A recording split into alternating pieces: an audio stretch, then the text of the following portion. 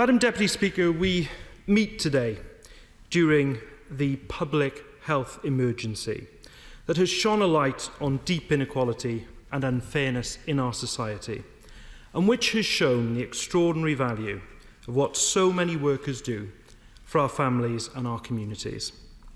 This bill fell at the general election and has now been brought back to this House for the second time. Looking at the text of the bill, little has changed. It now has 9 clauses rather than 7. But what has changed dramatically are the circumstances in which we debate it.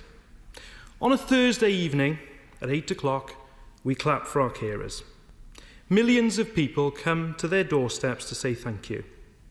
Quite rightly, we are showing our appreciation for our NHS workers, our care workers, and all our frontline workers, police, fire, all our emergency services, those in our shops, those out on our roads driving supplies up and down the country, who are putting themselves in harm's way day after day to keep us safe. They are making sacrifices in order to help others. We are rightly proud of them and honour their bravery and their courage. And yet, Madam Deputy Speaker, in the midst of this crisis, the government is putting forward an immigration system containing a salary threshold of £25,600 that sends a signal and tells people that anyone earning less than that is unskilled and unwelcome in our country.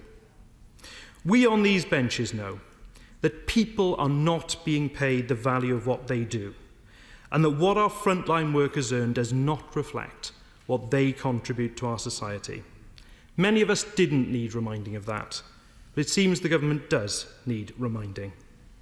Those who clapped on Thursday are only too happy to vote through a bill today that will send a powerful message to those same people that they are not considered by this government to be skilled workers. Are our shop workers unskilled? Our refuse collectors? Our local government workers? Our NHS staff? Our care workers? Of course they are not. And Madam Deputy Speaker, government ministers were out clapping for the 180,000 EU nationals in the NHS and care sector on Thursday night, and then send a message tonight that they're no longer welcome. It's not fair, and it's not in the national interest. The analysis of labour force survey by the Institute for Public Policy Research found that 69% of EU migrants that currently work in the UK would not be eligible for a visa under the government's new immigration system. 66% of EU workers in the whole health and social work sector would be ineligible, and 90% of EU workers in transport and storage, the very people who are keeping this country running right now. 4 in 5 of EEA employees working full-time in social care would be ineligible to work in the UK under the current skills and salary threshold the government wants to impose. The average salary for care workers is £19,104, leaving many short of the cap, with 115,000 workers in our care system who are EU nationals. I'm going to give you an example of somebody. She didn't want her name mentioned, but these are her details. She's an EU migrant. She's 62. She came to the UK in 2013 and has been working as a living carer ever since. A 24-hour living carer for a 96-year-old lady with dementia. On her earnings last year, she would have no chance of coming to the country under the government's new rules. Are we, Madam Deputy Speaker, to believe that a 24-hour living carer is in low-skilled work? Because that's what the government wants us to believe. The care sector in England was not properly prepared going into this crisis, and it seems that no lessons are being learned from that lack of resilience, that lack of proper preparation before the crisis began. You'd think the government would have learned the lesson about not leaving people vulnerable in our care homes, but it seems they have not. Indeed, they want to create conditions in the future where the situation could become even worse. 66,000 NHS workers in England alone are EU nationals, and there are 40,000 nursing vacancies, which will be exacerbated by the income threshold. The Home Secretary talks of a fast-track visa, but it isn't on the face of the bill, and in any event doesn't include social care. No wonder the Royal College of Nursing says, and I quote, "The government's current proposals for the immigration system will exclude some health and care workers from entering the UK, primarily social care staff, and will have a devastating impact on the health and social care sector. No wonder the British Medical Association says that any changes to the UK immigration system, which could deter those who may want to work in the UK, risk having significant implications for the staffing of health and social care services, quality of care, and patient safety in the future. The truth is the government have not won the trust of our most vital service at this crucial time. Yet rather than reflect on that, they are attempting to rush this through Parliament and ask that we trust they will do the right thing by the health service. We all know that you cannot trust the Conservatives with the NHS, and if asked to choose between the RCN, the BMA and Unison on the one hand, or the Conservatives on the other when it comes to the health service, I know who I would choose every time. Madam Deputy Speaker, let us be clear. This bill allows the government to create a new system through statutory instrument. Ministers are asking this House for a blank cheque, for the trust of members to go away and implement a new system, an executive power grab that reduces the role of this House in shaping it. The Lords Delegated Powers and Regulatory Reform Committee's report on the 2017-19 bill expressed concerns about the wide scope of the powers. They said, and I quote, "We are frankly disturbed that the government should consider it appropriate to include the words in connection with. This would confer permanent powers on ministers to make whatever legislation they considered appropriate, provided there was at least some connection with Part 1, however tenuous. The words in connection with are in this new version of the bill, and the situation is unchanged." In recent weeks, we have seen the confusion and chaos caused when the government acts like it is giving executive orders outside Parliament without proper scrutiny, and the government should not make the same mistake again when it comes to an issue as important as our future immigration system. Scrutiny makes for better government decisions and should be welcome, not shunned. And let me also take this opportunity to say that the 1.2 million British-born people living in the EU27 should be protected, and the 3 million EU citizens in this country are welcome and are valued here. Our families, our friends, our neighbours, a central part of our communities and our society. They have brought great benefits and make us a richer, more diverse society. But I am only too aware that warm words are not enough. The deadline for the EU settlement scheme will fast approach. The default position is that anyone who has not applied by the deadline will lose their legal residence status here in the UK unless they have a good reason not to have applied.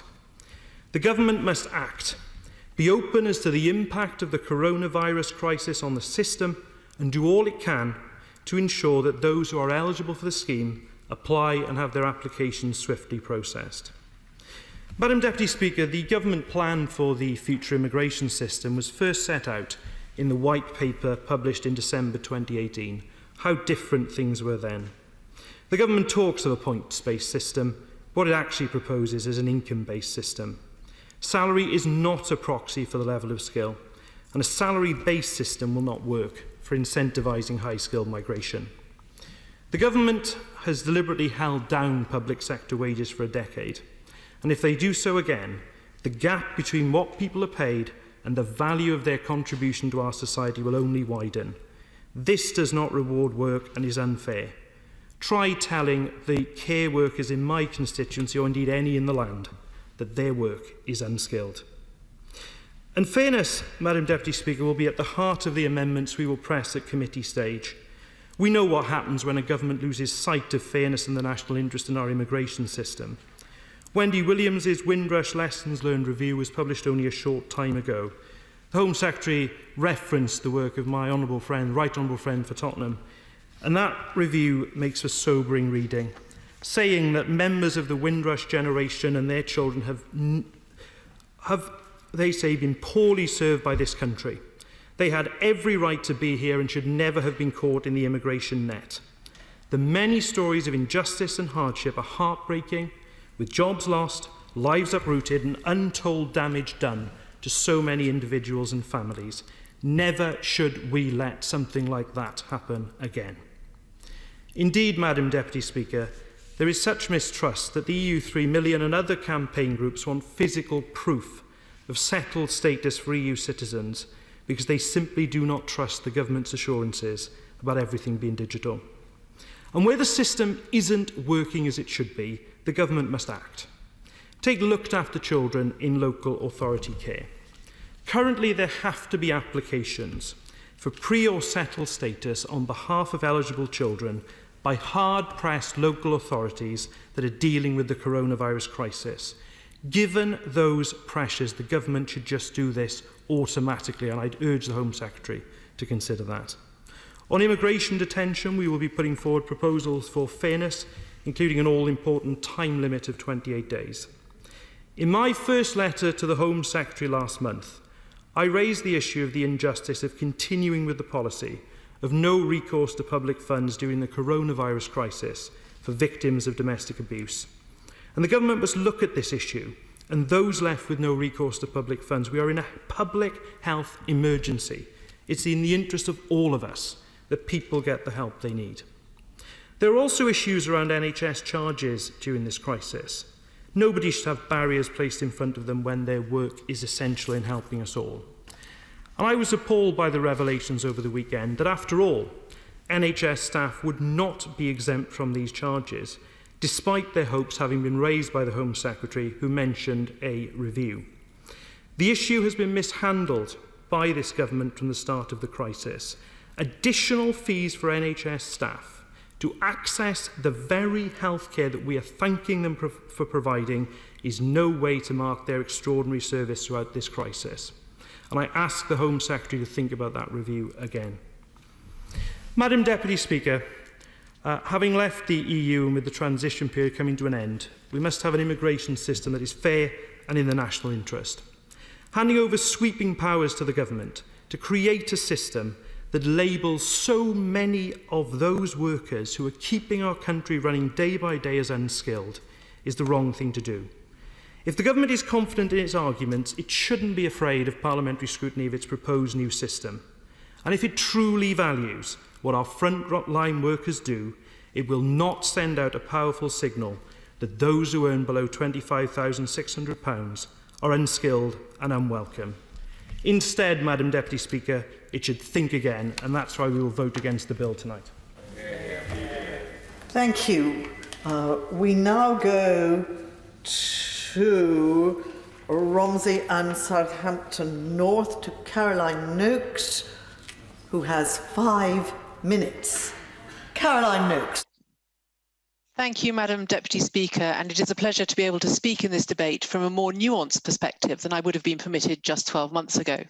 I would like to welcome the Right Honourable Member opposite to his new role. The last time he and I debated immigration, it was indeed in the previous iteration of this bill, when of course he had the opportunity to intervene on me frequently, denied to him today. He has said this afternoon that we are rushing this bill, but also pointed out that it is just 2 clauses different from the previous bill, which we well debated. So I argue we are not rushing this, but it is something that we must do and must complete before the end of the transition period on the 31st of December this year. And he also commented on the use of statutory instrument to change the immigration rules. This has, of course, ever been the case and often can be used for good. I would highlight the example of Afghan interpreters, on which point I would remind my right honourable friend, the Home Secretary, there is still more to be done. But returning to the iteration of the bill that we have in front of us, we must turn off free movement. There is no doubt about that. We must uphold the outcome of the 2016 referendum, as my right honourable friend, the Home Secretary, so rightly pointed out. But I would argue we must do it with caution, and perhaps a phased approach might give us more flexibility. This time last year, matters were very different to today. I was an immigration minister seeking to find a route through a minefield in a time of record employment. I have grave fears that my right honourable friend might find herself doing it in a time of record unemployment. And perhaps those roles which British workers have been able to choose not to do over the last 10 years might be more attractive than they previously were. But the omens do not look good. We heard calls for a British land army, which was repeated yesterday by Waitrose, and many thousands have responded. but few have chosen to pursue the option. We know that 1 in 6 of those brave care workers on the front line of the battle against coronavirus are non-UK nationals. I commend the Home Secretary for her commitment to extend visas for doctors and nurses, but what of care workers? Are they to be the Cinderella service forgotten once again? And what of ancillary staff in our hospitals, so crucial in a war against the virus where repeated deep cleaning is an absolute imperative? We cannot open hospitals if we cannot clean the loos. Many in this House have some experience of the Home Office. I think that no fewer than 6 immigration ministers since 2016 have had some hand in trying to bring forward a bill to end free movement. But it is a machine that moves slowly, and sometimes the best laid plans to revolutionise our immigration system do not work well when introduced in a big bang style. And that is in the best of times. Madam Deputy Speaker, we are not in the best of times. We know from Home Office press releases that there are backlogs in the settled status scheme, that visa application centres are closed, and if you wish to renew your indefinite leave to remain or get a new biometric residence card, you cannot currently do that. My honourable friend, the member for Torbay, responded to me on the 16th of March that the Home Office was planning an engagement programme for employers to start that month, explaining to those who were not already Tier 2 sponsors the need to apply from now. Those small businesses who have no experience of the visa system need to be registered sponsors by January, or they will not be able to sponsor the visas of new employees. That is care homes, the people on the front line of this crisis. And I wonder whether that engagement programme, meant to start in March, did indeed start, or has it understandably been delayed? We know from news emanating from the Home Office that it is very much not business as usual. So what confidence can care home owners, freight transporters, retailers, food processors, au pairs, childcare providers have confidence that they will have their application processed, even if they know that they need to apply now? And that is the Minister's word, not mine. I hope the Home Office has in place the resources needed to process the many thousands of applications to become sponsors that might appear from businesses who have never had any previous contact with the system whatsoever. But I would ask what bandwidth the care home manager, frantically trying to put a ring round her home to keep residents and staff safe, has to suddenly think, I better apply to become a sponsor just in case. This is a crucial bill, but I do need more than 2 words from the Immigration Minister on how he thinks it can be delivered in a big bang fashion in just 7 months' time, when history has proven that is perhaps not the best way to deliver bold new immigration systems. Thank you. We now go to Cumbernauld, Kilsyth and Kirkintilloch East, to Stuart MacDonald speaking for the SNP, who has 10 minutes. Stuart. Thank you, Madam Deputy Speaker. I'm afraid to say that this is a dreadful bill, one which will destroy opportunities for future generations and will split even more families apart. It's a bill that will result in many thousands of EU nationals losing their rights in this country overnight, and which will extend the reach of the hostile environment still further. It will drown thousands of businesses and key industries in red tape and massive fees, and it will deprive our public services of talented and desperately needed workers. It will push different nations and regions of the United Kingdom towards depopulation and drive a wedge between us and our European neighbours. In short, Madam Deputy Speaker, this bill brings to an end the one part of the UK migration system that works well, the free movement of people. Instead, it expands the reach of the UK's own domestic rules, a complicated mess of burning injustice and bureaucracy. And that is why the SNP, without any hesitation, will be voting against this awful bill. But this awful bill was made even worse by its appalling timing. Pushing ahead with this bill in the midst of a public health and economic crisis, and without paying heed to the recent Windrush review, is spectacularly misjudged and shows the Home Office remains totally out of touch with reality and completely out of touch with public opinion. I turn first to the coronavirus pandemic, and I join others in paying tribute to those on the front line. And I want to pay particular tribute to the migrant workers who are there, including too many who have lost their lives. Consultants from Sudan, Nigeria, Sri Lanka, Egypt, Uganda and Pakistan. a hospital porter from the Philippines, doctors from Germany and Iraq, nurses from Zimbabwe, Trinidad and South Africa, support workers from India and Ghana, and many, many more. Each and every one deserves our tributes and our gratitude. But the more fitting tribute would be a coherent and robust response to the crisis, one that genuinely seeks to ensure we are all in this together and doing whatever it takes. But that is not what this bill provides. What we should have had is a bill which makes it easier instead of harder to recruit the NHS, social care and other staff we need, and not one that uses an ill-considered financial threshold as a poor proxy for skill, talent or contribution. It is right that the Home Office has ditched its earlier rhetoric about cheap, low-skilled labour, but it's now time to drop the accompanying policies too. And what we should have had, Madam Deputy Speaker, is a bill setting out a comprehensive and generous system of visa extensions for those frontline workers and their families, not the piecemeal back-of-the-envelope scheme that the Home Office has so far cobbled together. We need a bill which scraps the minimum income requirements for family visas and suspends other financial thresholds, acknowledging that migrant families and workers have had their income slashed, just like too many others. Madam Deputy Speaker, more than 100,000 NHS workers and a huge percentage of care workers are prevented by Home Office financial requirements from being able to sponsor their husbands, wives and children to join them here in the UK. Is it not quite outrageous for the Home Office to say, thank you for your hard work, but no thanks to bringing your family? There is absolutely nothing fair about that at all.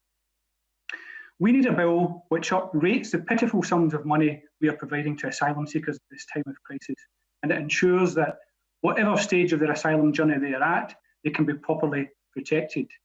And what we need is a bill which ensures that all migrants have at least some form of temporary status, and which ends the no recourse to public funds rules that deprive people of the support and the accommodation they need to get through this crisis. Madam Deputy Speaker, it's impossible to self-isolate if you don't have a roof over your head or food to eat. We need a bill which automatically protects all who are at risk of accidental overstaying until coronavirus is over. A bill which gets people out of immigration detention, and a bill which ends data sharing with the Home Office so that the NHS and other vital services are not places that people in need are afraid to attend. We need a bill which recognises the absurdity of the NHS surcharge and scraps it for good. And what we need is a bill which postpones any new immigration system until this pandemic is over and we know the reality of the huge economic challenges ahead. Now, Deputy Speaker, employers are justifiably aghast at the fact the Home Office is attempting to foist a whole new bureaucracy upon them right now in the middle of the public health and economic crisis. The government took 4 years to finalise its immigration proposals, yet it's giving employers little more than 4 months to adapt, 4 of the most difficult months imaginable. So this bill undermines rather than helps our response to the coronavirus. But it's not just a public health crisis that the Home Office has totally ignored in this bill. Staggeringly, it pays no heed to Windrush either. The Windrush Lessons Learned Review is an incredible indictment of the department. It talks of ministers failing to sufficiently question unintended consequences. It refers to an institutional ignorance and thoughtlessness towards the issue of race. It reveals a department that doesn't listen to contrary opinions or learn lessons, and where political culture and pressure to be tough has caused harsh treatment, poor decisions, and an absence of empathy for individuals. The Windrush case studies presented by Wendy Williams are enough to make you shake with anger, and yet this bill has not a single trace of recognition of Windrush in it. And there are alarming signs that the department has failed to learn the lessons. Its crass and insensitive defence of the discriminatory right to rent policy almost makes you wonder if the review has actually been read. Meanwhile, many of the same voices that warned about Windrush are warning about the fate of tens, possibly hundreds of thousands of EU citizens, old people, young people, looked after children, care leavers and others, who may not appreciate the need to apply for settlement status. If it has learned the lessons of Windrush, truly, the government should protect EEA nationals properly. It should provide them with automatic rights, not rights contingent on applying by a certain date. It should provide all with fully settled status and abandon precarious pre-settled status. It should provide EEA citizens with a physical document as proof of their rights, and it must scrap the right to rent and other discriminatory hostile environment policies. But just as before, the government seems to be ignoring the warnings. And instead, this bill seeks to give ministers a blank cheque on future immigration policies. Madam Deputy Speaker, the last thing we should do is give the Home Office any more powers until the lessons of Windrush are properly learned. Madam Deputy Speaker, there are so many other areas of immigration, asylum and nationality laws that need fixed. There's nothing in this bill to address the injustices of nationality law, like the disgraceful fees charged to children who simply want to register their British citizenship to which they are entitled. There's nothing to fix our broken asylum system, the poverty support rates, the chaotic accommodation contracts, the shambolic move-on period, the ban on work, restricted family reunion rights, and the loss of Dublin III participation. There's nothing here to address our addiction to immigration detention and the shame of being the only country in Europe without a time limit on detention.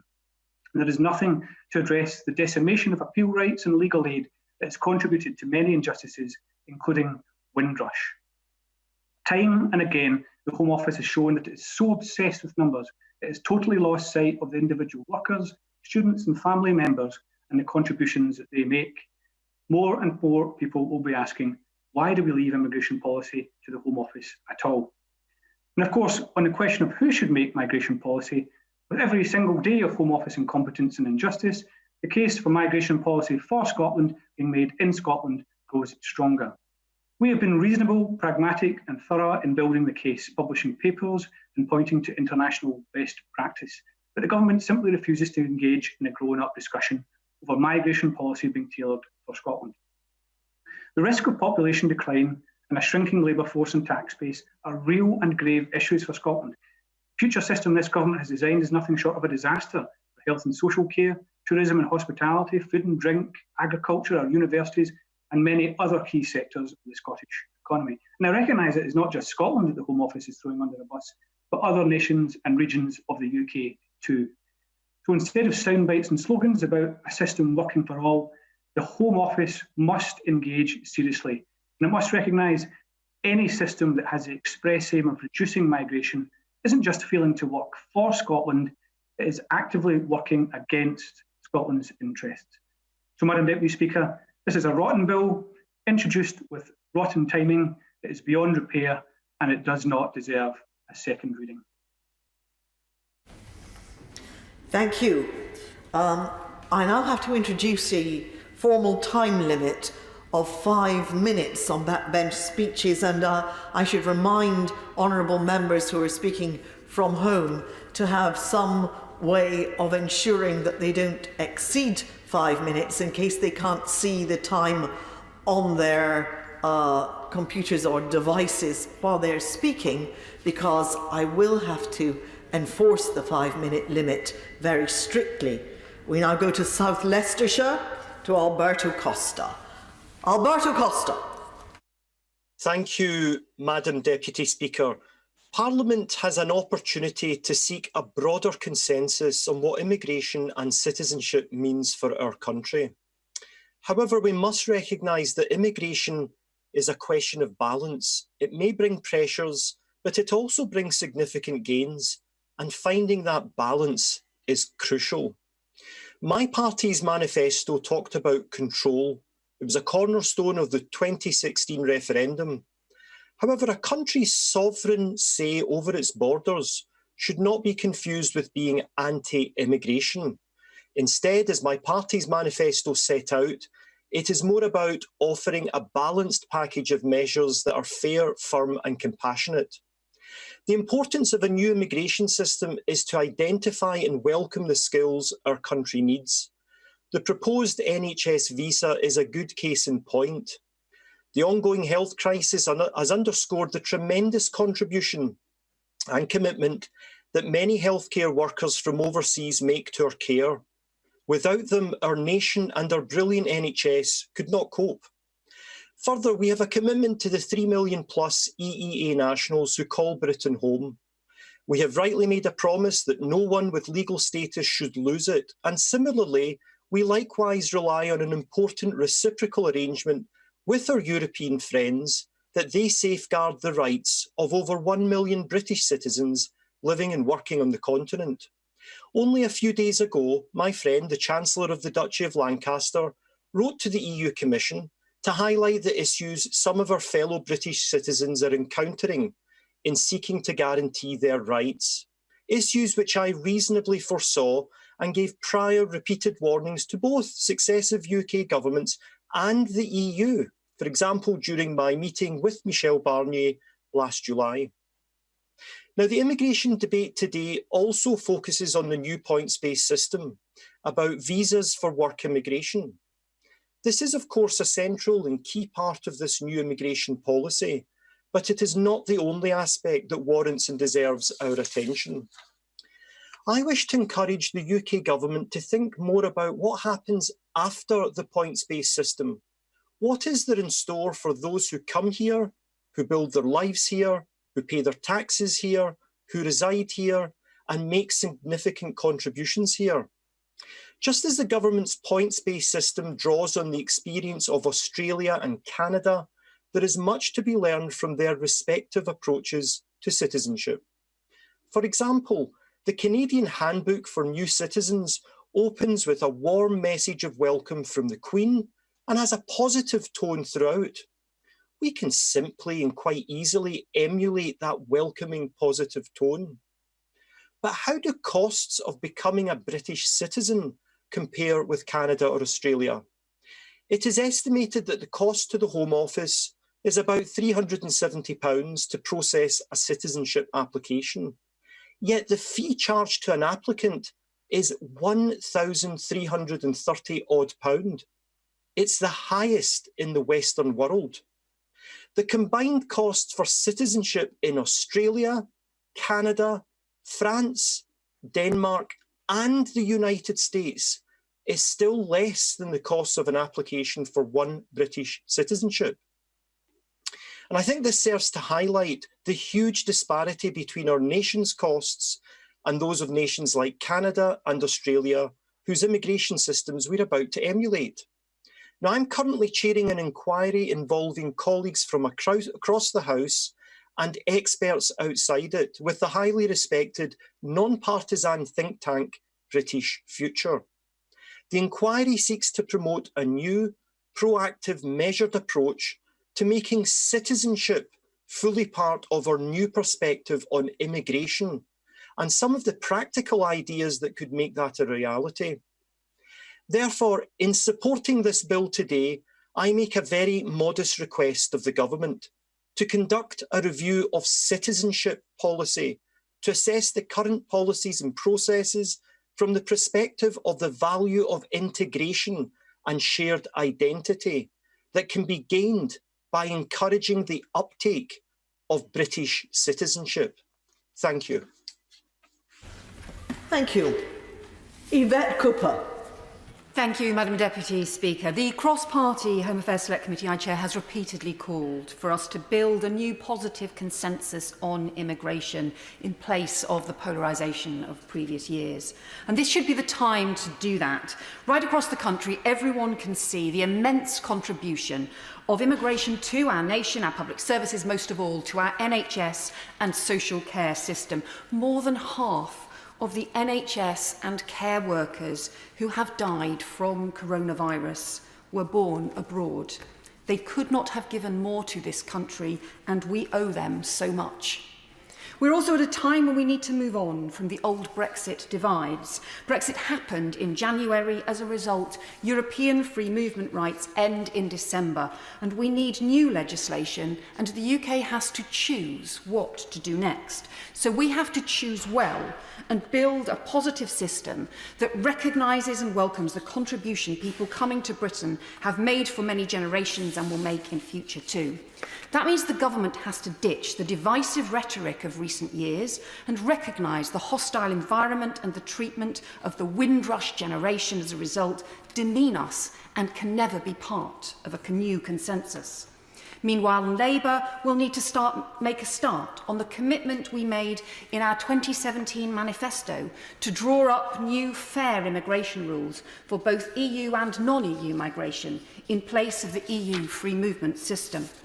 And I've heard from Labour supporters concerned about the gulf, for example, between the rules for EU and for non-EU citizens, and also from others who opposed EU free movement because they could see employers exploiting it to keep wages down, and who rightly point out there is a difference between a free market approach to immigration and a progressive approach to immigration. And there are many different ways to draw up a left-of-centre fair approach. So it is time to look afresh about how we build a new positive consensus on immigration. But there are significant problems with the government's approach.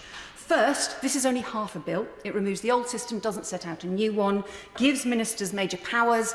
In fact, we should be rejecting the old approach through successive governments of only doing things through secondary legislation, make things more transparent, put the bones of a new system in primary legislation instead. Secondly, by default, the bill extends rather than repeals the hostile environment. And as we have seen from the Windrush scandal, that shames us. The hostile environment should be repealed rather than be extended in this way. Third, the plans for social care. There will be considerable problems with the government's white paper proposals. 250,000 care workers have come from abroad, half of them from Europe, and we should be supporting them. Yet the government's 25,000 salary threshold for overseas workers will turn those people away. I believe those care workers should be valued and paid more, and I will campaign for them to be so. But the government must heed the warning from the Health Foundation, who said the government's new immigration system looks set to make our social care crisis even worse. We cannot do that at this time. And the bill should also do more to support care workers. Rightly, the Home Office has introduced a free visa extension for overseas doctors and nurses, and said also that if they die from COVID-19, their families will be given indefinite leave to remain. But why exclude care workers? Why exclude NHS porters and cleaners? Those who wash and clean sick residents, those who scrub the door handles, the floor, or who do laundry for the COVID wards. And it is time too to lift the NHS surcharge for NHS and care workers, instead of charging families maybe £10,000 when they renew 5-year visas for them on top of their taxes to fund the NHS that they are already working incredibly hard for, and in some awful cases giving their lives for too. So I believe that this bill is flawed, but I recognise that immigration is needed. I recognise that legislation on immigration is now needed. And as Select Committee Chair, I will put forward amendments that I hope will receive cross-party support. So in that cross-party spirit, I will not vote against the bill tonight, although if the government's approach does not change, I would expect to oppose it when it returns to the House, because I think it is immensely important. We should be trying to build that new consensus, and I urge the government to do so because it has the opportunity to do so now. There will always be disagreements on different aspects of immigration, but right now, at this point, particularly in this coronavirus crisis, we should be looking for the areas where we can find agreement and find a positive way forward. Thank you. We now go to David Davis in Halton Price and Howden. David Davis. Thank you, Madam Deputy Speaker. It's always a privilege to follow the chairman of the Home Affairs Select Committee, and I'll pick up on one or two of the things she said in my speech. The core purpose of this bill is to deliver on the 2016 mandate of taking back control of our borders. So it's no surprise that I wholeheartedly approve that policy. Although I will say to both front benches, I've always presumed that control of our own borders allows us to create policies that protect the interests of sectors like care homes and their dedicated workers, and I trust we will do that. But the House should also use this opportunity to put right some deep and long-standing injustices at the heart of our immigration system. As it stands, illegal migrants can be held and detained indefinitely in psychologically inhumane conditions. Detention is meant to facilitate deportation, but we routinely detain people for extraordinary lengths of time without deporting them.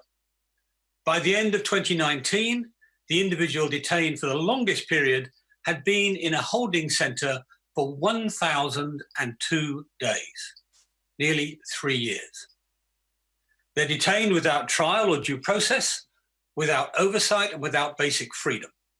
and carrying the destabilizing psychological burden of having no idea when they will be released. This flies in the face of centuries of British civil liberties and the rule of law. For the most part, these detainees are not hardened criminals.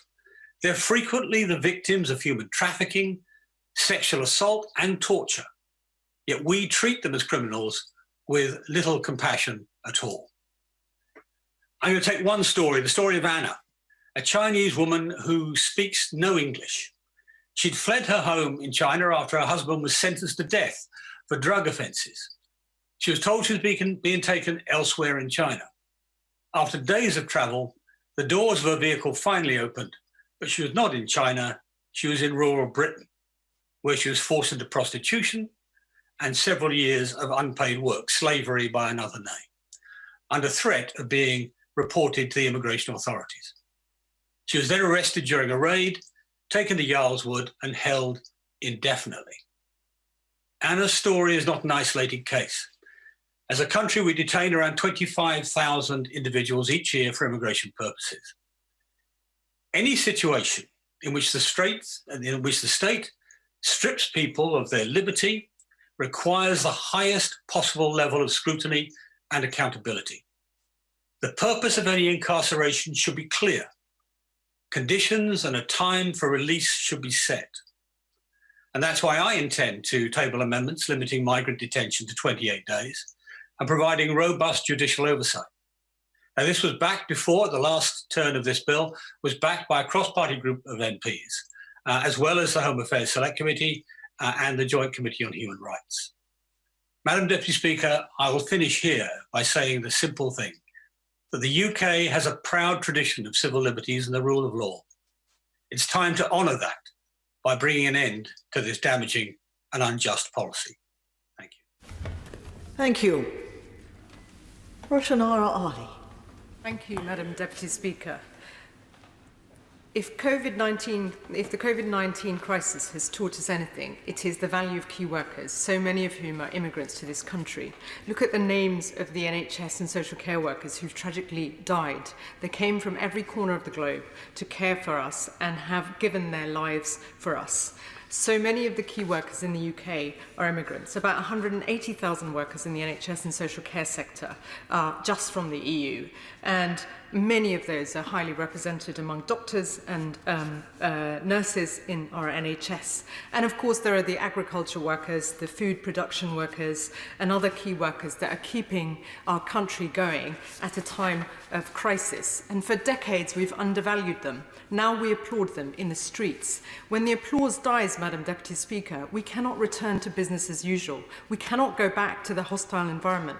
We cannot return to the racism and xenophobia, the go-home vans, and the scandal of Windrush. We understand that the world economy is about to fall off a cliff.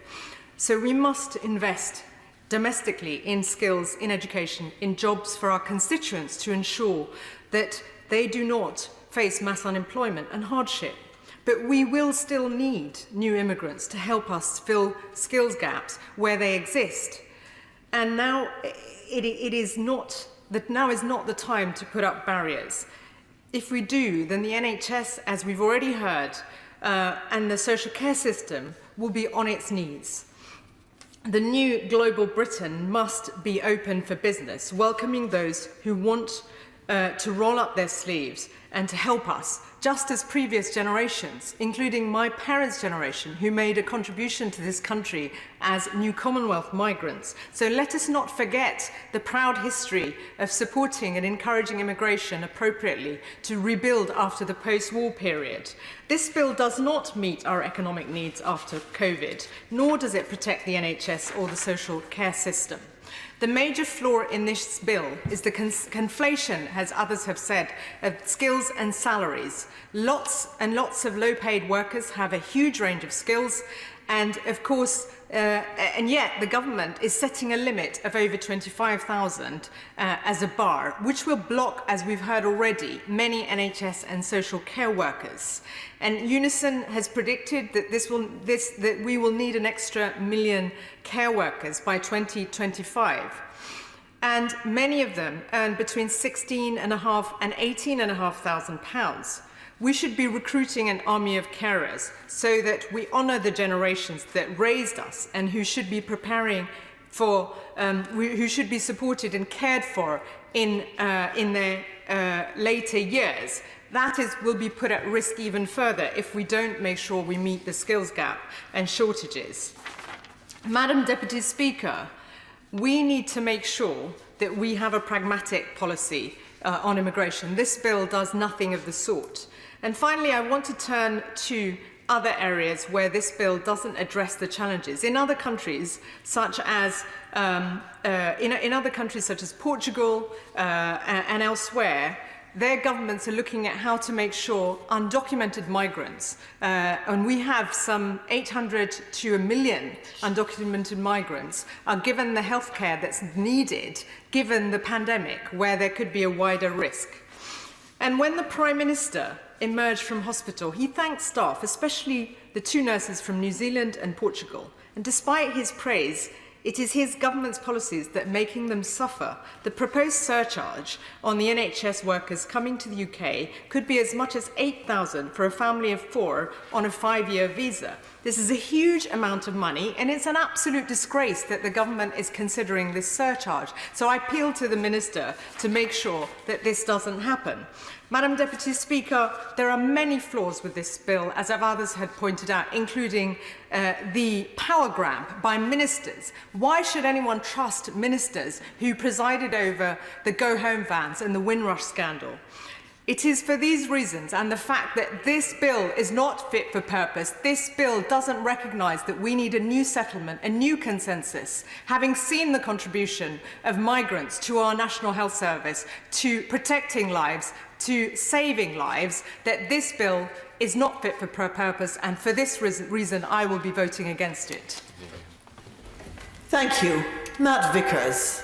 Thank you, Madam Deputy Speaker. For decades, people in this country have talked about immigration.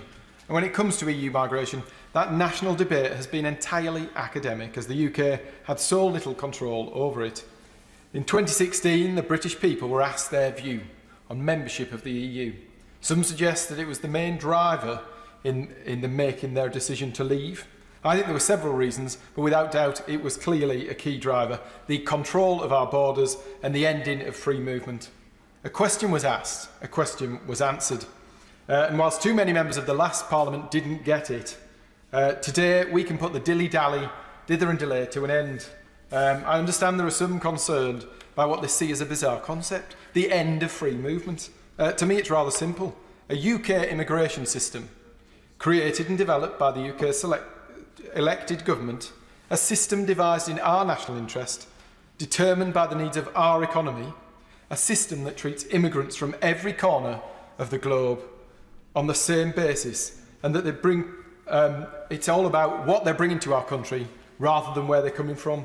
This bill means that the nurses, the doctors, engineers and scientists from the Philippines, from Canada, India or the USA will be treated equally to those from Germany, Italy or France. The bill is not anti-immigration, but about fair immigration. It will mean that applicants will be judged on their skills and talents, not just their country of origin. The European back door will be closed, but Britain will be very much open to the brightest and best wherever they come from. It is absurd that someone from outside the EU might be denied access to this country based on criminality, whilst someone from the EU who met that same threshold would be free to enter. It's wrong and it must end. Very often, the country has chosen to import huge segments of its workforce. Actually, we need to look at why we fail to find the right people with the right skills domestically. The success of this system will be determined by the adaptability and flexibility of the shortage occupation list, coupled with a renewed effort to train, incentivise and invest in our domestic workforce. At the same time, I'm glad the government is working to welcome those migrants who make such a valued contribution to our NHS, extending the visas of frontline NHS workers and introducing a new NHS visa with fast-track entry and more generous terms. I'm happy to be talking about our borders, something that concerns so many people in my constituency. But also think there's a very current and crucially important issue at this time of securing those borders. I've discussed this with the Home Secretary and look forward to her shared concern, delivering a swift and active solution. So let's give the people what they want and what they voted for, a country in control of its own borders, with a fairer, firmer points-based system that will welcome the brightest and the best based on what they can contribute to this country and not where they come from. Thank you. We now go to Richard Bergen, who's in Leeds East. Richard Bergen. Thank you, Madam Deputy Speaker. Today, with this bill, the government is seeking to grant itself powers to reshape our immigration system with little scrutiny and with little regard for the rights of people that they sadly dismiss as low-skilled, simply because they don't earn a high salary. These government plans are built on the right-wing neoliberal myth that your salary determines your skills and your value. Well, the coronavirus crisis, Madam Deputy Speaker, has shown all of us whose work actually is essential to keeping our society running. And many of those workers earn far less than the government's proposed salary threshold of £25,600. So let's be clear. Workers earning under this threshold are not low skilled, they're low paid. All of us have a moral responsibility to recognise their contribution, not to introduce rules that restrict the rights of low-paid workers even further. Because it will be our communities, and often the most vulnerable members of our communities, who will pay the price for this. Our care system is facing an unprecedented crisis, and our government is shamefully seeking to make it harder for those care workers to come to this country to contribute. The founder of our National Health Service, Aaron Bevan, once remarked that we could manage without stockbrokers, but we'd find it harder to do without miners, steel workers, and those who cultivate the land. Well, in the 21st century, the equivalent is that our society could cope for a lot longer without hedge fund managers, fat cat landlords, and billionaire tax avoiders and tax evaders than we could without bus drivers, bin collectors, supermarket workers, carers, and other low-paid workers who will face tougher restrictions under these rules than the top earners. But our approach to this bill today cannot be divorced from the record of this government over the past decade. This government, with its hostile environment, has used their narrative on immigration as a way to scapegoat one part of the working class for problems the working class as a whole faces due to austerity, cuts, and free market fundamentalism. This government has willfully scapegoated migrants to let those off the hook who are really responsible for the economic failings of the past decade. Just the other week, an NHS physician in my constituency who came here from Egypt wrote to me distraught because he put it to me that if he were to die in service of our NHS due to coronavirus, then his dependent family would be booted out of this country. As my right honourable friend, the honourable member for Pontefract, Castleford and Normanton has stated, the government has shifted on this, but they shouldn't have had to been asked in the first place. And why can't they extend that change in position to care workers as well? But how can we trust a government that oversaw the hostile environment? How can we hand over powers to this government to create a new immigration system with far less scrutiny than previously? How can we trust that there won't be a second Windrush crisis affecting many thousands of EU citizens who came to make their life here but haven't yet been granted settled status? How can we trust that under political pressure, the Home Secretary and her government won't chase headlines by making immigration policy designed to not serve the interests of working class communities and all their diversity, but to chase headlines in the right-wing newspapers? I was one of the sponsors of a reasoned amendment put down by my honourable friend, the member for Streatham. It wasn't chosen, but nevertheless, I want to reiterate demands made in it because I want the government to think again about this immigration bill. We need the government to think again, protect the rights of British citizens to live, work and study in other EEA member states. We need the government to think again and grant EEA citizens currently living here in the UK automatic permanent settled status. And we need the government to reflect long and hard on its history of the Windrush scandal, of go-home vans, touring estates, making a hostile environment for people in our communities. They need to reflect upon that. They need to reflect upon who really contributes to our society. They need to reflect upon the need to end also the scandal of indefinite detention, which makes us stick out like the sore thumb in a very shameful way in Europe. But ultimately, thank you. The honourable gentleman has exceeded his 5 minutes. We now go to Dr. Jamie Wallace in Bridgend. Dr. Jamie Wallace. Thank you, Madam Deputy Speaker. It is clear that when some people in Bridgend voted for my party for the first time, they did so knowing that this government would take them out of the European Union and that we were going to take back control of our borders. One of the loudest messages that some of my constituents raised with me during the last general election campaign was that immigration needed to be under this government's control. They rejected the plan on offer by the opposition, and my right honourable friend, the Home Secretary, has shown that she is absolutely on the side of the British people and their priorities. Immigration is essential to our culture, economy and way of life. Immigrants have powered and often created many of our businesses, and we should also thank them for their continued contribution to our great public services, and our appreciation should never waver, especially now during the COVID-19 crisis. But this is a once-in-a-generation opportunity to change the way our immigration system works for the better. For the first time in decades, the UK will have full control over who comes to this country and how our immigration system operates.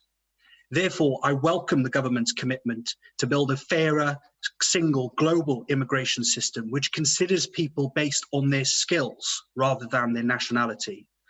I also welcome the commitment to replace free movement with the UK's very own points-based system. This new system will prioritise those with the best skills and the more needed talents, including scientists, doctors, nurses, engineers, academics and innovators.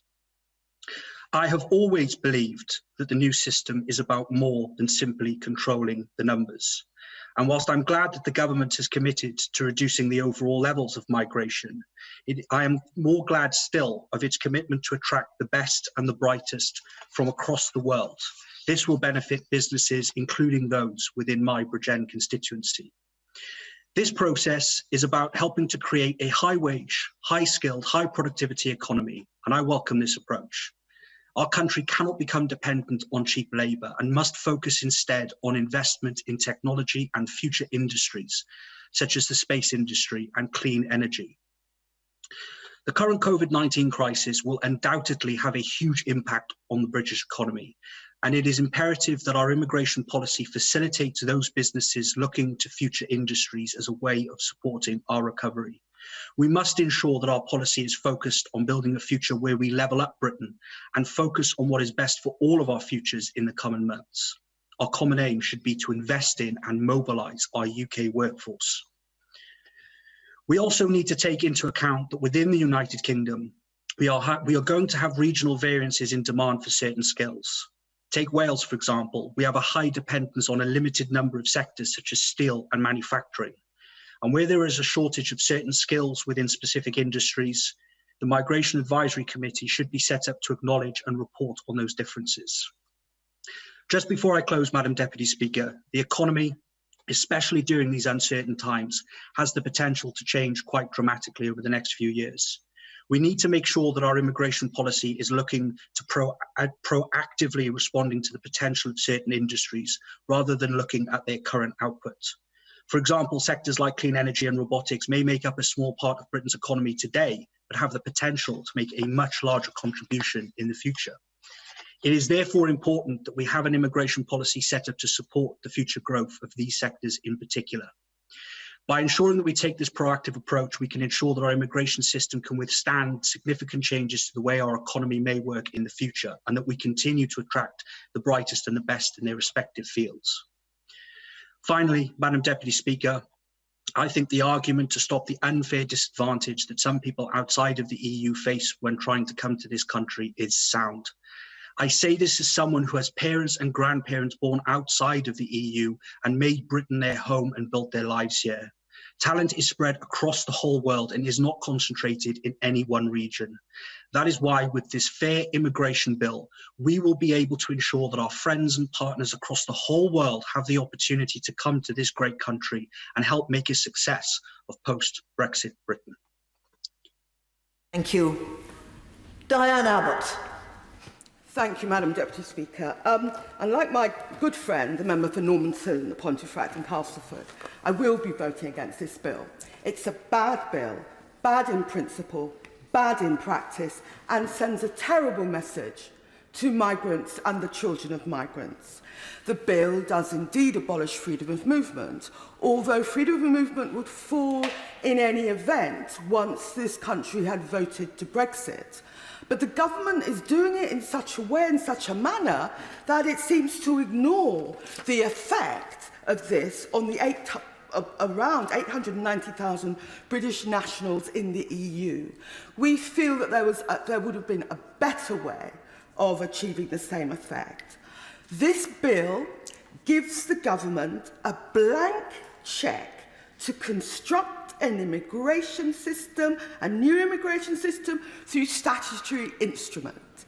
Anybody that's had to deal with the immigration system knows that one of the problems is ill-thought regulation piled on top of ill-thought regulation.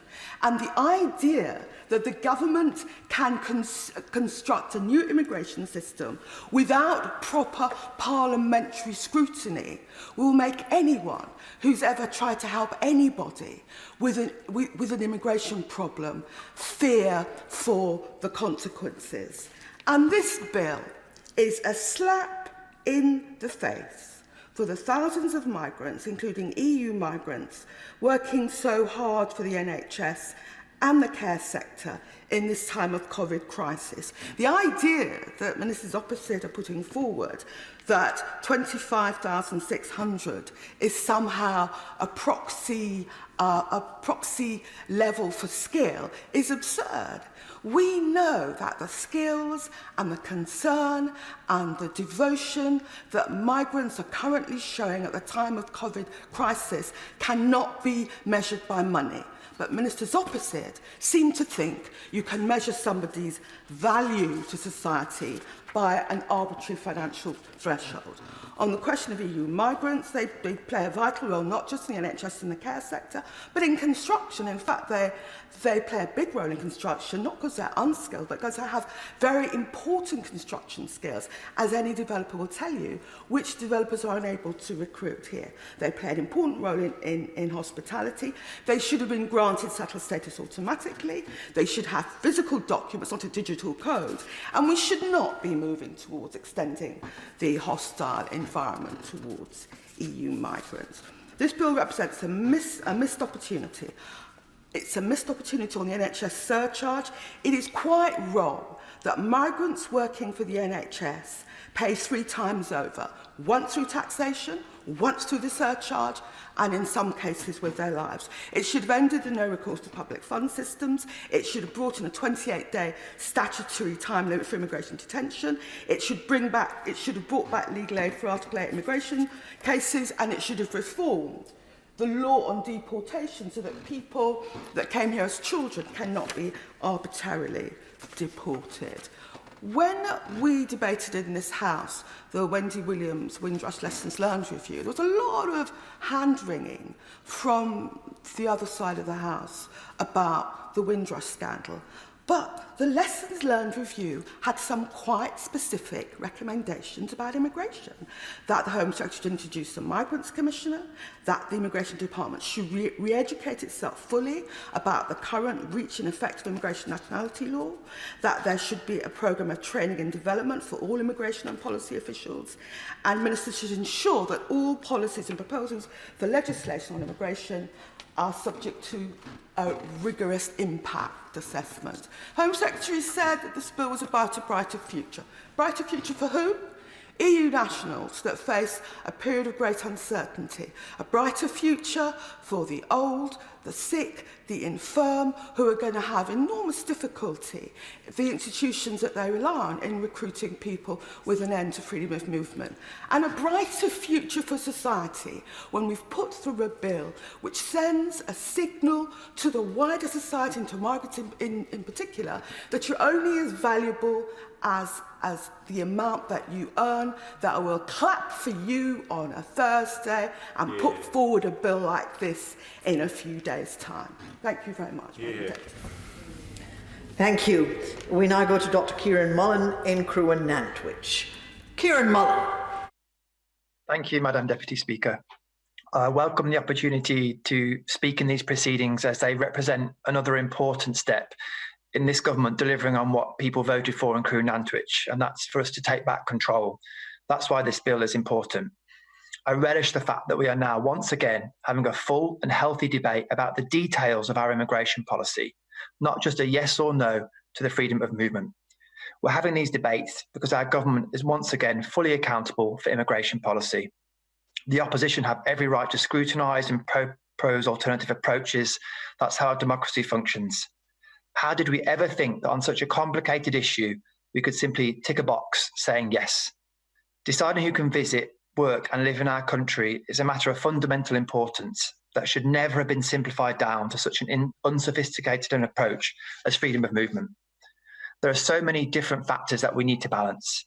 The needs of business in the short and long term, the goal of providing the best possible job opportunities for British citizens, the obligations we have to provide safe refuge to individuals in need, considering the impact on our housing market, the effect of large-scale immigration on social cohesion.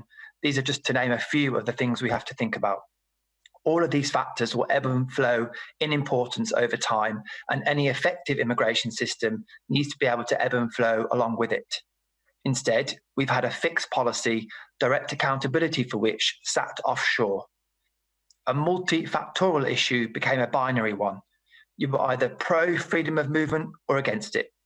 I'm afraid that did not work and was never going to work, and it became a touchstone issue in relation to our EU membership because voters could sense it wasn't right. That is fundamentally why I want freedom of movement abolished. It's policy making on the cheap. It's decision making without decisions. The multitude of views on all the different ways in which we should change our policy we'll hear in the chamber today are testimony to that.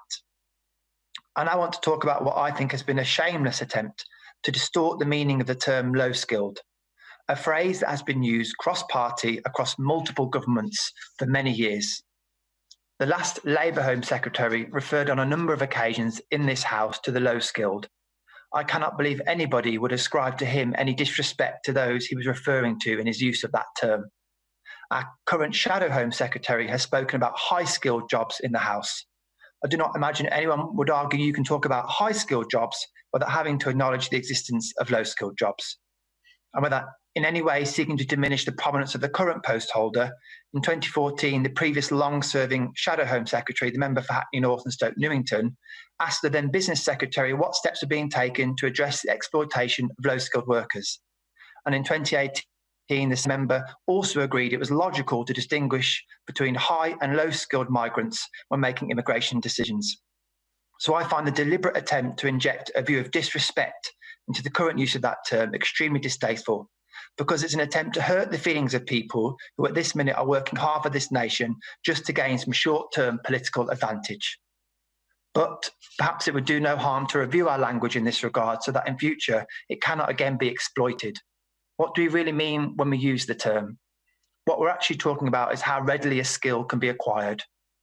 The person who cleans a cubicle so that I can see a patient is just as a vital member of the team as I am when it comes to looking after patients. they were not doing their job, I could not do mine. But we could more readily train someone to do that job than we can to train someone to be a doctor or a nurse. That's a simple fact. That does not in any way demean the importance of the role or contribution of those whose skills are more easily acquired than others. Members on the opposite benches know that full well, and that's part of the discussion we have around salary and how that works across when we decide roles and who we want to come here. When we consider whether we should allow people to come and live and work here, we inevitably prioritise individuals with skill sets that are not readily or easily acquired. That's what we're talking about when we say high and low skilled. Perhaps going forward, we could consider changing our approach to talk about readily acquired and non-readily acquired skills so that we're saying exactly what we mean and there can be no doubt. I will finish simply by saying, of course, I expect the government to look very closely at how its policy approach will translate in the real world so that our public services have the staff that I need and our economy is well resourced. And I think we do need to find a way to recognise the important and valuable contribution immigrant workers have made to the NHS during this crisis. But it's absolutely right. We should grow our home skill base whenever possible. I felt very uncomfortable with our reliance on immigration of healthcare professionals to this country over many decades, because particularly outside of the EU, we are sometimes taking staff that are in desperate need in their countries of origin. This cannot be right, but it's not. Thank you. The honourable gentleman has exceeded his 5 minutes. We now go to Jeff Smith in Manchester Withington. Jeff Smith. Thank you, Madam Deputy Speaker. It's a pleasure to be taking part remotely in this debate. One honourable member described the system last week as suboptimal, which is undoubtedly the case, but it does at least allow everyone a chance at taking part in debate safely. And if the Leader of the House is going to press ahead with his proposals for a physical Parliament after recess, I hope he'll explain how we could debate this bill any more effectively while the Chamber can only allow small numbers. How members who are shielding or self-isolating could take part in this debate, how members who have childcare responsibilities and kids off school during the crisis can take part in this debate, and how we could sensibly have a division of 600 people at the end of the debate this evening while social distancing. And perhaps why the House of Commons should be following different advice to the rest of the country. But on to the bill, Madam Deputy Speaker. Can I first agree with everything the Shadow Home Secretary said about the EU citizens who are keeping our care system and our health service going at this most difficult of times? They are heroes, like the rest of our staff in our care and health sector and the other key workers in this crisis. They are highly skilled, they should be highly valued. And I endorse what my honourable friend said about the income threshold and our concerns over the risk to the future care sector under the government's proposals. Madam Deputy Speaker, 3/4 of my constituents voted to remain in the EU, and the principles that led so many of them to do that, of openness, cooperation, internationalism and solidarity, haven't changed. Free movement brings challenges, yes, but it also brings huge economic, social and cultural benefits. And it will be a sad day when my constituents and other UK citizens will no longer have the ability to travel freely and to study and to live and work easily across our wonderful continent. Now, I recognise that free movement is going to end as a result of this bill, but the way the government is going about this is unacceptable. Most worryingly, in the granting of wide Henry VIII powers to the executive, powers that many of my constituents in South Manchester frankly don't trust this government with, and sidelining Parliament, ironic in the context of the arguments for taking back control to Parliament. The House of Lords Delegated Powers and Regulatory Reform Committee produced a report on the almost identical 2017 to 2019 bill, expressing serious concerns about the wide scope of the regulation-making powers. The committee stated, and I quote, it was frankly disturbed that the government would attempt to confer permanent powers to ministers, and again to quote, to make whatever legislation they considered appropriate, as long as it was loosely connected to Clause 4, Part 1 of the bill. It's a serious report, and I refer all members to the concerns in that report. Now, other members have raised the important issues around detention, unaccompanied vulnerable children and visas, so I won't repeat those. But I want to use the brief time left to raise one specific issue for future consideration. As we design a future work and immigration system, and as we come out of this crisis, it's more important than ever to support our cultural industries, which have been hit harder than most by the crisis. I've got lots of constituents in South Manchester who work in the entertainment industry. Many are in the live music and performance professions. Loss of freedom of movement can have a seriously detrimental effect on the live performance industry. If we make it harder for EU artists to perform in the UK, we're vulnerable to measures that make it harder for our artists to perform around the EU. And can I quote the government minister winding up in a Westminster Hall debate just 4 months ago in January, who said, and again I quote, "It's essential that free movement is protected for artists post-2020. Organisations in the music industry are pressing for an EU-wide touring visa for musicians, performers, road crew, tour managers, sound and lights engineers, all the people who make that industry such a vital contributor to our economic and cultural life. We need a passporting system, a reciprocal arrangement so performers can continue to tour easily after the transition period, and a 2-year multi-entry touring visa that's cheap and easy to administer is a deliverable ask. Music remains a low-earning sector, with musicians on average earning £23,000 a year, and they wouldn't meet the salary threshold under the government's proposal. So it's vital that the government comes up with a system that supports the live music and performance industries, that employs so many of my constituents and make all our lives richer and more rewarding. Thank you. Thank you. We now go to Sally Ann Hart in Hastings and Rye. Sally Ann Hart. Thank you, Madam Deputy Speaker. Importantly for this country, a country which has always welcomed immigrants, this bill will enable the alignment of treatment for EU and non-EU citizens as part of our future immigration system. The bill reflects the concerns of the British people and ends free movement, giving everyone the same opportunity to come to the UK, regardless of where they come from. In line with our manifesto commitments, there will be no automatic route for foreign workers with few formal qualifications into the UK, and we can attract the talent and skills from around the world our economy needs as we emerge from coronavirus. The new fair immigration system will be flexible and in line with advice from the Migration Advisory Committee, which will keep the occupation shortage list under regular review to ensure it reflects the needs of our labour market. Immigration will no longer be used as a replacement for investment in the domestic British workforce. We have an abundance of talent and skills in this country which must be developed and utilised. Most of us believe, except for those who support open borders, right to decide who gets to enter their land for work. To seek and to strive for such a right does not make us anti-immigrant, quite the opposite. The UK is made up of a rich tapestry of people, and as a country, we are the better for it. It is right that people from all over the world are treated fairly, are treated equally as far as immigration into this country is concerned, under our rule of law.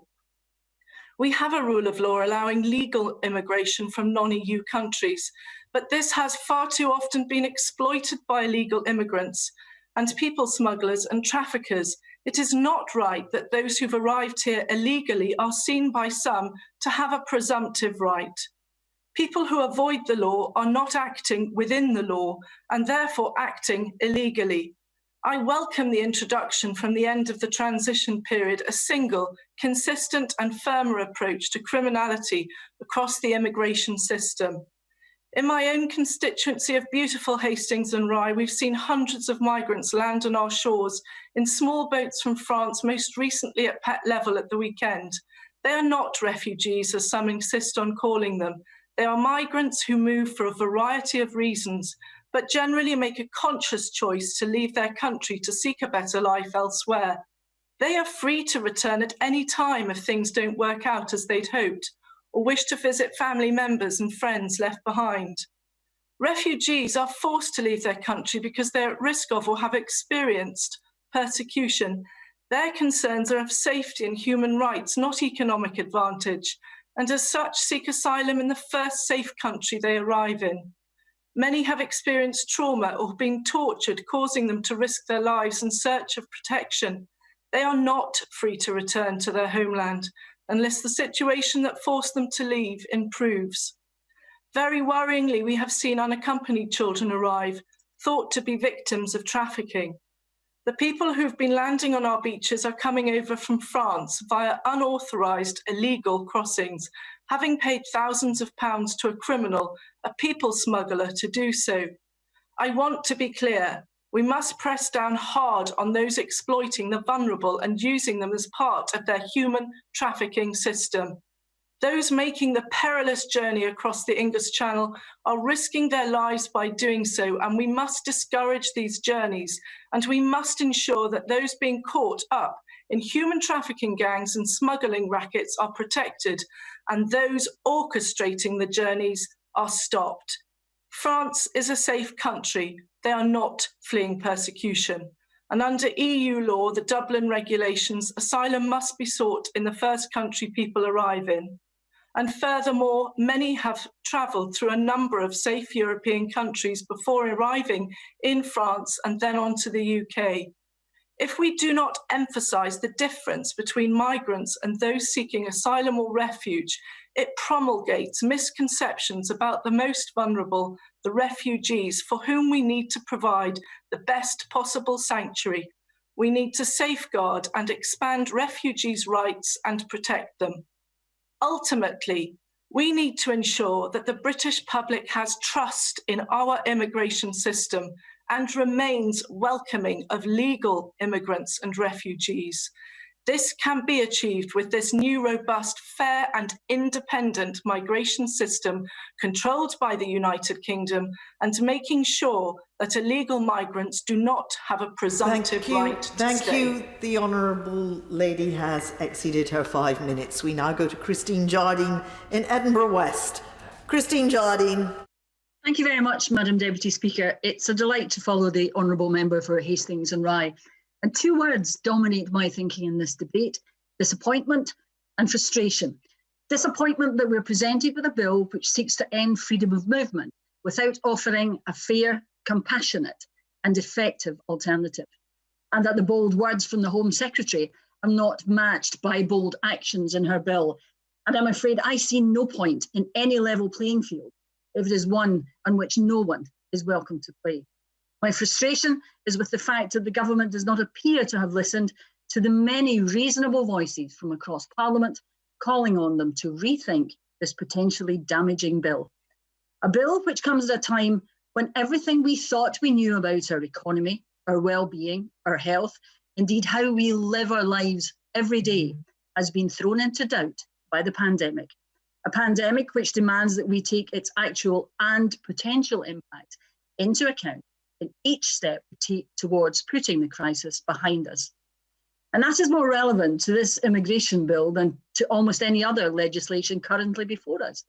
Just this morning, a Cabinet Minister told the Today programme that what the government wants is to see people that we need come to this country.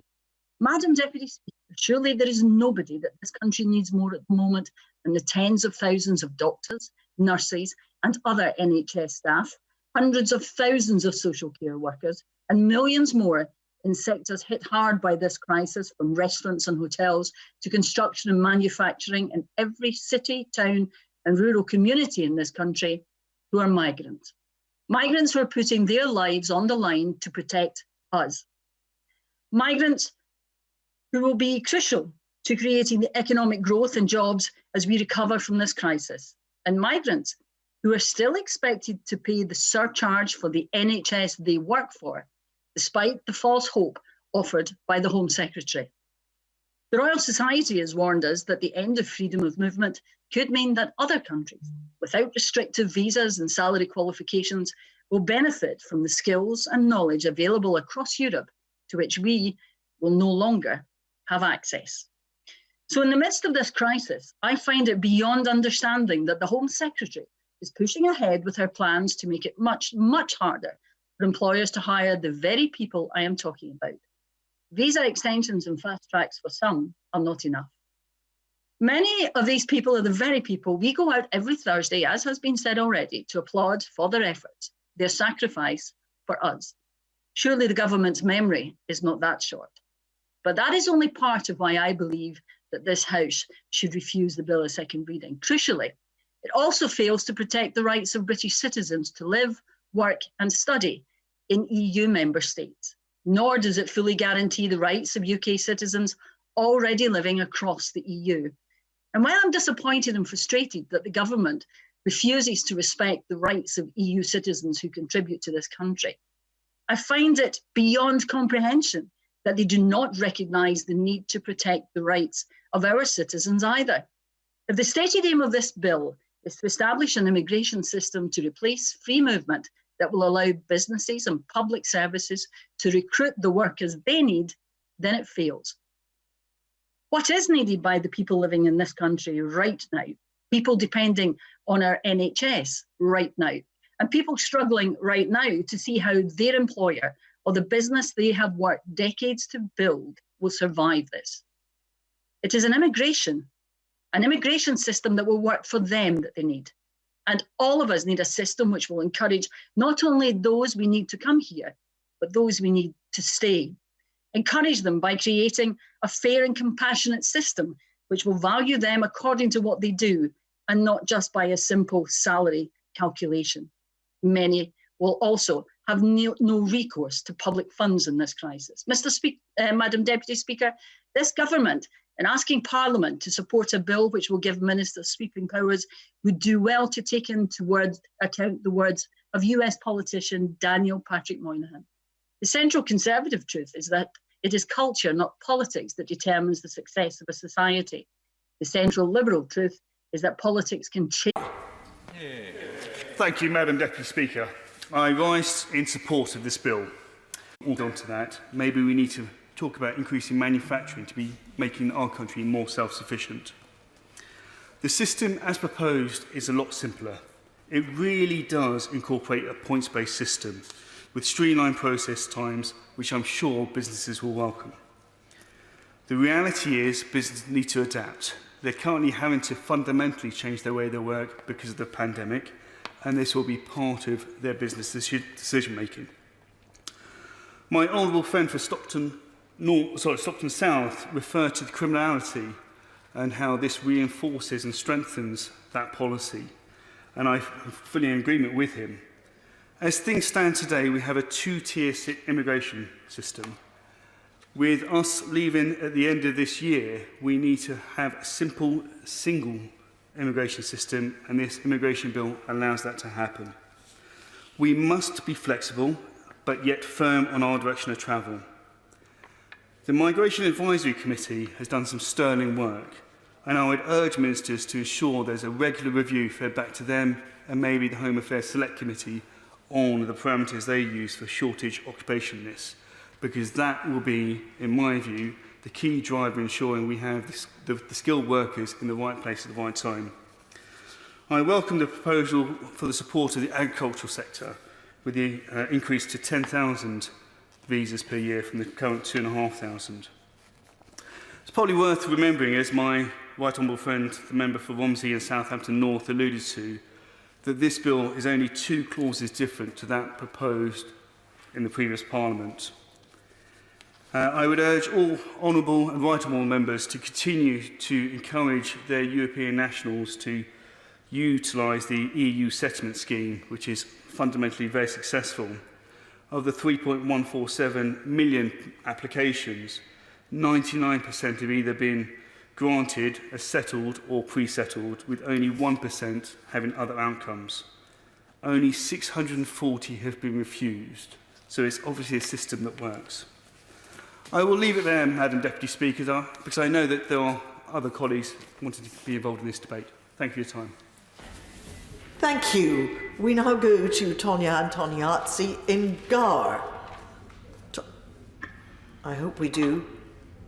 I hope we do. Tonia Antoniazzi.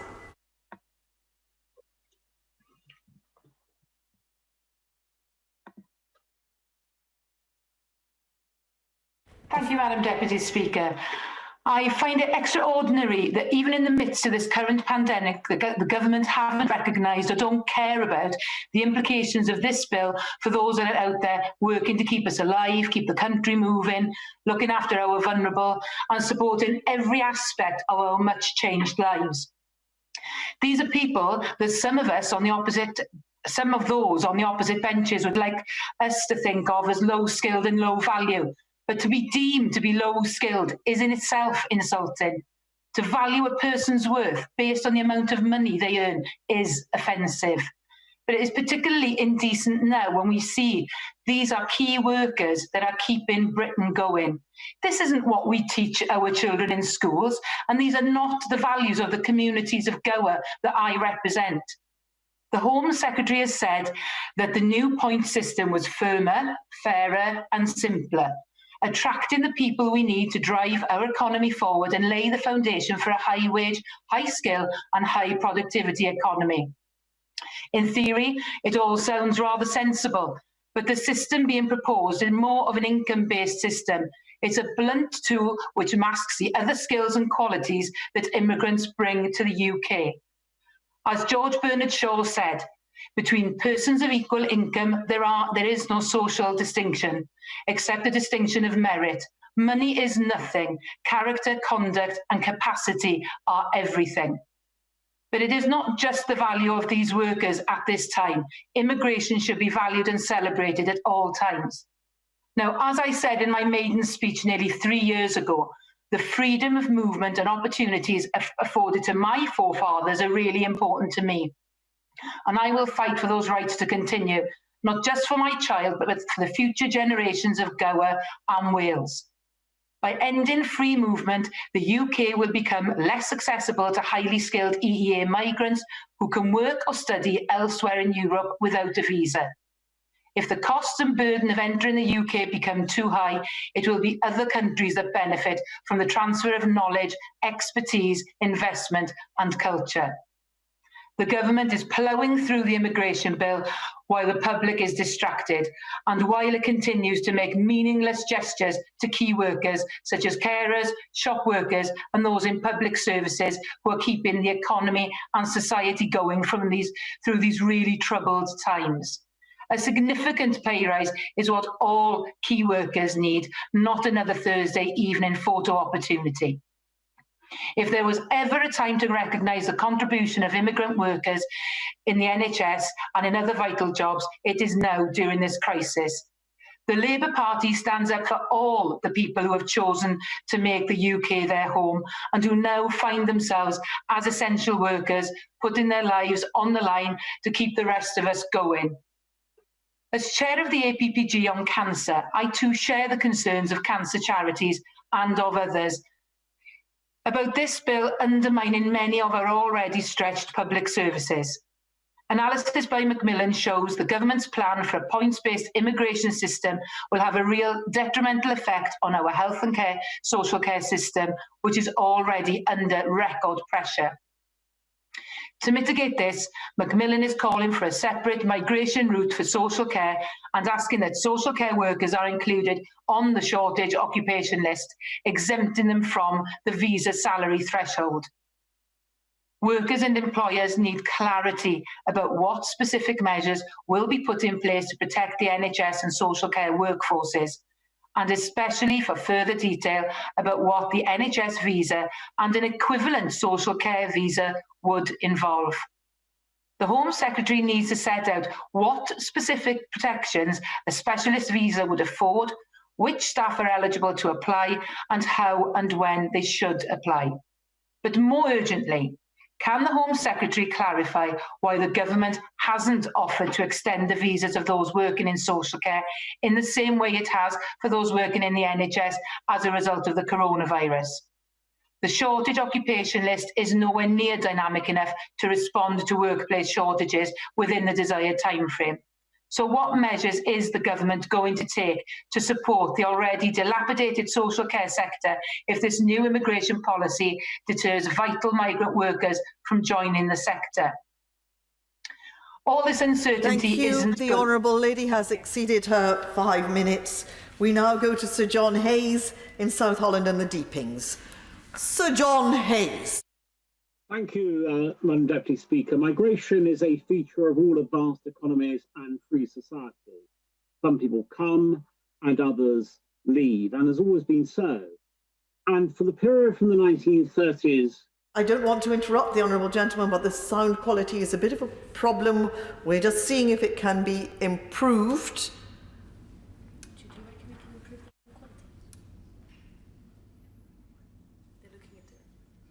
Let's try again. Sir John Hayes. Thank you, Madam Deputy Speaker. Migration is a feature of all advanced economies and free societies. People come and they leave. And that has always been so in our country. From the 1930s to the 1980s, migration was essentially in balance. Some years more people left the country, others more people arrived. But from the mid-2000s, this changed dramatically. The level of net migration, which this country has endured since that time, is unprecedented. Last year, about 640,000 immigrants arrived in Britain. That's 100,000 more than the population of Manchester and Sheffield. When you take into account the number of people who've left, the net figure is around about 200,000 and has been year on year for a considerable time. I just don't think that's tenable. I don't think it's practical. It clearly places immense demands on all kinds of services, particularly housing. And frankly, the British people are not satisfied that that's the right way forward, which is what essentially they broadcast in the EU referendum. Of course, it was about more immigration, but for many, the inability to control our borders and the consequent effects of large-scale net migration was a salient factor in why they voted to leave the European Union and end free movement, which is what this bill does. Now, the problem is exacerbated by the fact that too many people in the political establishment are prepared to face up to the sentiments that I just described that are widely felt by British people. Trevor Phillips, the former chairman of the Equality and Human Rights Commission, puts it this way. He said that mass migration risks igniting the flames of racial conflict because of a liberal self-delusion over its impact by leaders too, quote, touchy, smug and complacent or squeamish to talk about the issue. Of course, it's true that people who come to this country do much good. And we've heard a lot about that, and I could obviously quote examples from my own constituency. But there are other effects of migration of people into low-skilled occupations. This is not when we speak of low-skilled, this is not a pejorative remark, it's a statement of fact. Some jobs are more skilled than others. And the effects of large-scale migration into those jobs has been fivefold: to displace investment in technology, particularly in automation, to hold down wage levels, which has been undesirable both from the migrants' point of view and from people already here, to encourage underinvestment in training and skills, to build an economy which is increasingly ossified by dependence on relatively low-cost labour, rather than building the high-tech, high-skilled economy we need to compete and thrive. But more than that, the unwillingness of successive governments to tackle this issue has undermined public faith in the efficacy of government and the willingness of ministers to face the facts.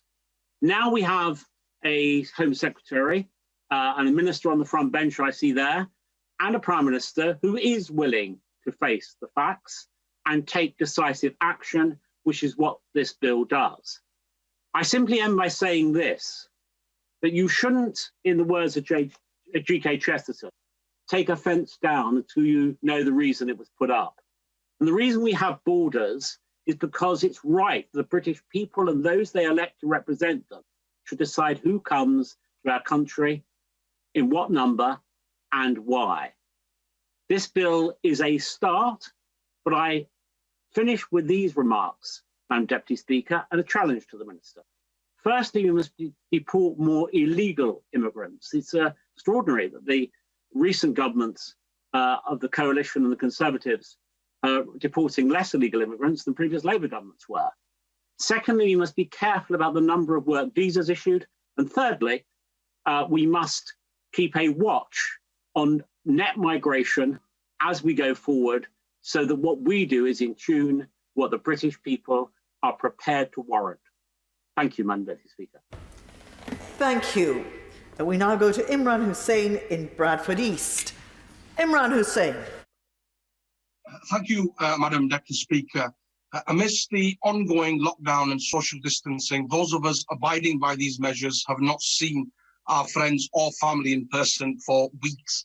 Yet, whilst for most of us, this experience is temporary and will last for just a few weeks or months more, it is what those families who are separated by borders and the UK's restrictive rules and conditions face all year round. It is just a taste of what these families who must jump through the Home Office's complex hoops and over their changing barriers endure. Madam Deputy Speaker, the first of these barriers are the deeply discriminatory and restrictive minimum income requirements for families. Currently, someone wishing to bring their partner and children to the UK must have a combined income of at least £18,600 a year, with an additional £3,800 for their first child and £2,400 for each additional child. However, this figure fails to take into account the significant divergence of living costs between different areas of the country, with the median house price in my constituency half that of England and Wales average. So whilst applicants struggle to reach the 18,600 plus figure, particularly as the average yearly wage is around 6,000 less than the UK average, it does not mean that they cannot support a family and they are unfairly penalised as a result. The Home Office's disgraceful go-home vans, immigration detention and treatment of the Windrush generation are the most visible aspects of the hostile environment, but we cannot overlook the huge impact of these deeply unfair rules that tell huge numbers of people they do not earn enough to be with the people that they love. Madam Deputy Speaker, the bill also says nothing about the extraordinary rise in the cost of immigration health surcharges for those staying in the UK for more than 6 months, which this October is set to rise more than 50% in one swift jump, having already doubled early last year. This change must be paid for each year and for each person applying, and it must be paid upfront along with the extortionate visa fees, creating huge costs for families in this country on work permits and sending completely the wrong message to talent around the world that want to come to this country. The charge also does not go directly towards funding our NHS, where it is supposed to go, but straight into the Treasury's coffers and acts as a secondary form of taxation on migrants who already pay into our NHS through VAT, income tax, fuel duty and a whole host of other duties and regular taxes. The bill further fails to address the deeply institutionalised discrimination that is embedded in the Home Office and that both I and my staff must navigate on a daily basis. One of the clearest examples of this is the poor decision-making process employed by UK visas and immigration. On numerous occasions, I have found that the decision-maker either does not fully understand the circumstances and situation or ignores documentation that has been sent claiming that it has not been included, which means applications are being rejected for some of the most minor reasons, such as a missing page or bank document that could easily be requested, and which demonstrates the sheer pettiness of the Home Office and how embedded the hostile environment is. Another example is the high number of refused visa applications, with around 9 in 10 of my constituents who reach out to my office for assistance with visitor visas for family and friends from Pakistan, India and Bangladesh having these applications refused. The Home Office states that these decisions are made by a computer system, but it is clear that it is either broken or the Home Office has programmed it with an inbuilt racial bias, as those applying have a good financial history, good visitor history, and are often visiting on compassionate grounds. Madam Deputy Speaker, as a proud city of sanctuary, Bradford has for years welcomed people from all over the world with open arms and offered them a new life. Yet in this bill and the government's immigration system, this kindness and goodwill that we in Bradford advocate so fiercely for is tragically absent. So as we debate this bill today, I implore the Minister to recognise the importance of family and ensure that no child is separated from their parent, and address the serious discrimination and malpractices within the Home Office and the immigration system with the minimum income requirements, immigration health surcharge and decision-making process. Thank you. Mark Fletcher. Thank you, Madam Deputy Speaker. I rise to warmly welcome this bill, a bill that ends free movement, eliminates the unfairness between EU and non-EU migration, and paves the way for a points-based immigration system, and most importantly, delivers on our pledge from last year's election. Madam Deputy Speaker, I need no convincing that immigration is and has been a good thing for Britain. As my right honourable friend, the Home Secretary said, it is woven into our nation's fabric, and we need to continue to attract the brightest and the best from around the world. But uncontrolled immigration has placed a great strain on many communities. We simply abandoned any expectation along the way of those who come here to integrate, to speak English, and to commit to working and living by the same rules as everybody else. As Tony Blair relaxed the rules, the Labour Party simply forgot about working class communities across the country. They didn't listen as these communities struggled for jobs, saw the difficulties in getting school places and doctor's appointments, and lived with the consequences of divided communities. These communities were left to suffer in silence, and should they speak out, they risked the wrath of the North London chattering classes, who for the third time in a row are now once again running the Labour Party.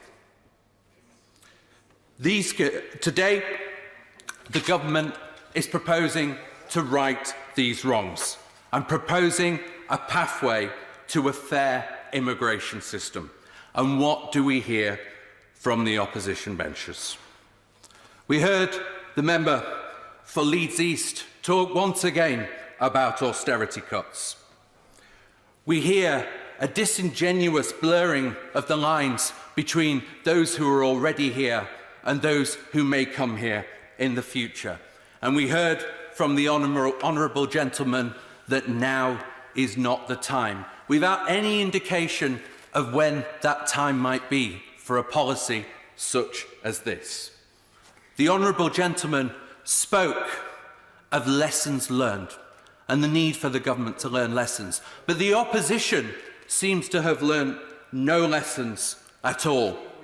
A lot has been written about how Labour voters abandoned them in the general election. But the truth, Madam Deputy Speaker, is that the Labour Party abandoned those voters and those communities many years ago. It is this Conservative one nation government that is righting those wrongs and standing up for those communities. I commend this bill and I welcome the Home Secretary's leadership on this matter. Thank you. We now go to Stella Creasy in Walthamstow. Stella Creasy.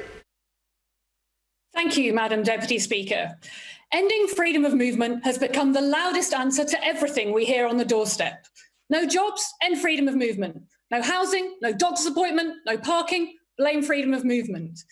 In that noise, it is hard to talk about this issue without either being called a racist or a bleeding heart liberal. But the truth is, EU migration has benefited our economy. EU migrants contribute £2,300 more to the public purse each year than the average adult, and that is including the cost of their children being here too. They are also less likely to use our public services, although they work in them. You are more likely to meet an EU migrant helping you in our hospitals than standing in front of you in a queue. Now, over the past 20 years, immigration has been of a much larger scale than we have had in the previous 200.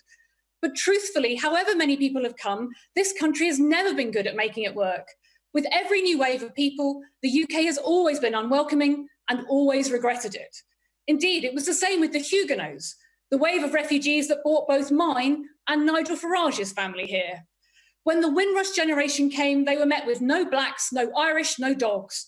Now we rightly honour their contribution to our communities. And we've demonised those who've come from Europe for years. Now, as we clap for those who are saving our lives with one set of hands, this legislation asks us to abandon them with another. The problem here isn't immigration, it's politicians talking about what we don't want rather than what we need. And this bill is that problem written down, bringing to an end freedom of movement without providing for what comes next, because in our toxic political culture, ending freedom of movement has been sold as a solution in itself. And the only answer this government is offering us about what replaces it is to expose everyone to the dysfunction that is the current immigration system. The same system that gave us the hostile environment, the Windrush scandal, and the legacy system. The former Home Secretary and member for Blackburn once told me there are two divides in Parliament, left and right, and those who have to deal with the UKBA and those who don't. The truth is the UKBA has been a fiasco for governments of all colours. It makes us all hypocrites, locking up victims of torture and rape in Yarswood and claiming to be defenders of human rights. It's a system where, unlike other countries of Europe, we see refugee children and we don't seek to reunite them with their family members or provide them with safe passage to stop them being targeted by traffickers. And above all, it's just not very good at making decisions. Of the 25,000 people we locked up in detention without any limit for how long, only 37% were eventually deported. And yet we expect them to deal with this mess without any legal support. The only people who will be helped by this bill will be us, because it absolves us of dealing with the problems it creates. It gives the government these Henry VIII powers to write immigration legislation without having to bring them back to this place and force us to address the damage that has been done. Because we already have a points-based system. So the question ministers should be answering is, what do we award points for? Because we know that skilled or valued worker doesn't necessarily mean well-paid worker. We know 3 million of our EU citizens who are our friends, our family and our neighbours are now struggling with the paperwork pre-settled status entails. And there's 1 million Brits in Europe who need a good deal too. So ask yourself if you want your children to be able to work for companies who have offices in Berlin or Rome without them being penalised because they can't travel there. Or one that gives points out so that if you fall in love with your French exchange partner, you can move to Paris or they can come to you in Barnsley. The benefits that came with freedom of movement mean that when you don't have it, you will end up wanting to invent it. Such freedoms will become more important, not less, in the coming years. And if we are to have a better quality of legislation, we need a better quality of debate about who is coming in and why. Take, for example, the immigrant who came to us having failed his exams with a patchy work history and no ties to the UK. His name was Albert Einstein. Even then in the 1950s, the UK border authorities misplaced his papers. His landing card was only found in a trawl of old paperwork in Heathrow in 2011. Back then, the Daily Mail urged readers to avoid him too, to boycott his lectures raising money for other refugees from Nazi Europe. Back then, another MP, Oliver Locker-Lampson, tried to sponsor his British citizenship and help Jews fleeing the Nazis. And back then, we said no too. And we lost Einstein to America. When it comes to immigration, our policies all too often meet Einstein's definition of insanity, doing the same thing over and over again and expecting a different result. So I won't be voting for this bill, because it's another example of that phenomenon, and my constituents, former, current and future, deserve better from us all. And all the while we as politicians continue to behave like this and debate like this, then the problem isn't immigrants, it's us. Thank you, Madam Deputy Speaker. Thank you. I suspend the House for 15 minutes until 7:14 p.m. precisely. Order.